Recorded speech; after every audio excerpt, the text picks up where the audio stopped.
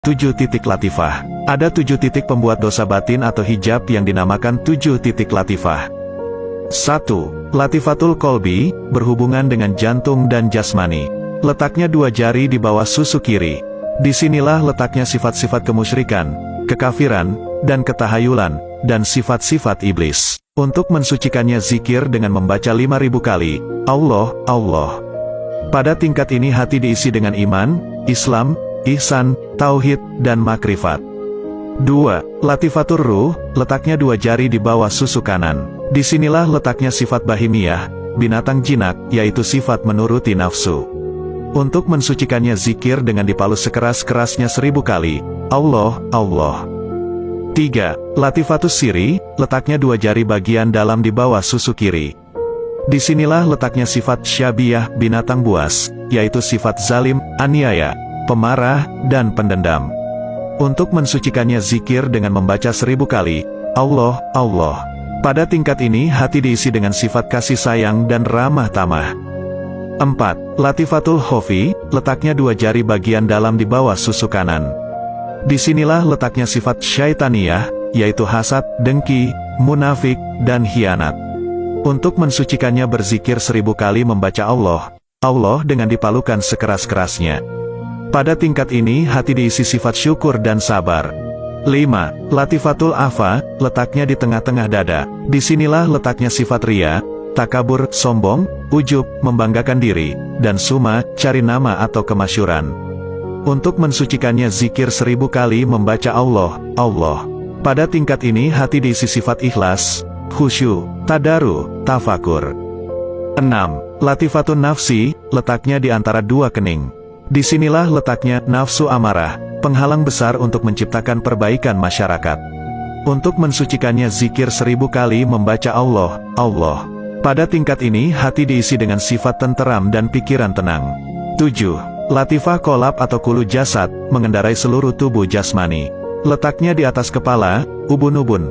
Dalam latifah inilah terletak sifat jahil dan gaflah, kejahilan dan alpa. Untuk mensucikannya hendaklah dizikirkan 1000 kali, Allah, Allah.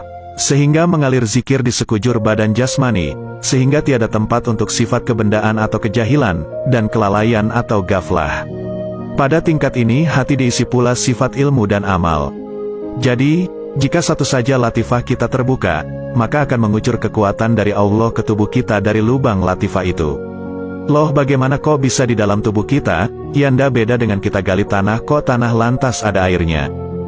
Seperti matahari yang mengeluarkan energi, mengeluarkan cahaya menerangi jagat, kita tak percaya juga matahari tetap akan menerangi jagat, tak menunggu kita percaya dulu baru matahari itu akan menerangi jagat.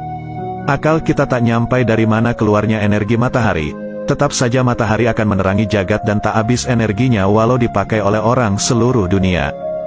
Yang kutulis atau kucerita ini juga tidak ingin dan sama sekali tak ada maksud agar siapapun supaya percaya dengan ceritaku, dan penulisanku atau penjelasanku juga tak menunggu orang percaya baru aku menulisnya atau menjelaskannya. Ketika latifah itu sudah terbuka, maka dengan sendirinya jika dikonsentrasikan akan mengalir kekuatan dari Allah, dan itu bisa dites dan dibuktikan. Ketika ada jin merasuk ke tubuh seseorang atau orang kerasukan, dan dipegangi banyak orang, jin itu akan mementalkan siapa saja yang memegangnya, maka cukup dengan seorang yang latifahnya terbuka itu menempelkan jarinya ke orang yang kerasukan itu, maka jin di dalam tubuh orang itu akan tak punya daya, seperti ditindih sebuah gunung, padahal hanya ditempeli jari. Memang aneh, tapi itulah kenyataannya, dan siapa saja bisa mempraktekkannya, jika sudah tertembusi latifahnya.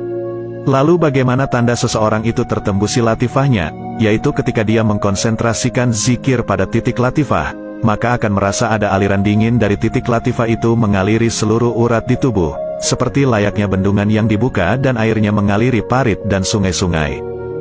Bahkan bukan hanya itu, saat kita konsentrasikan titik latifah dengan zikir yang biasa kita zikirkan, maka jika ada jin yang merasuk pada seseorang, nantinya tak akan tahan melihat wajah kita atau dada kita, karena pancaran nur ilahi yang menyelimuti kita.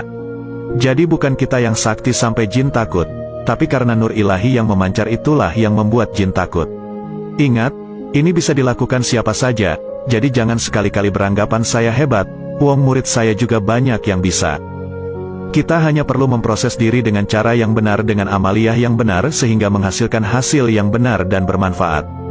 Jadi, tak ada sakti atau hebat, yang sakti dan hebat hanya Allah. Nah, itulah nasihat kali ini. Semoga bermanfaat.